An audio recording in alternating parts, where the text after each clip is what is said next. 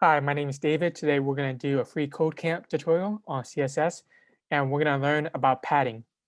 So for the HTML elements, they're all rectangles, okay?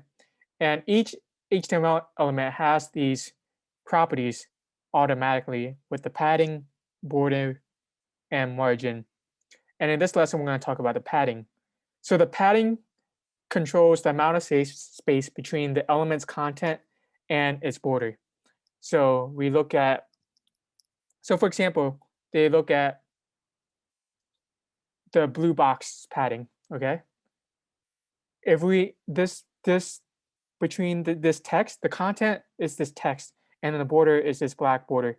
So increasing this padding, padding can be up, below, left, and right as well.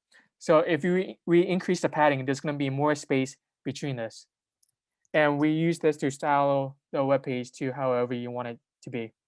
So for this example, we want to change the padding of your blue box to match that of your red box.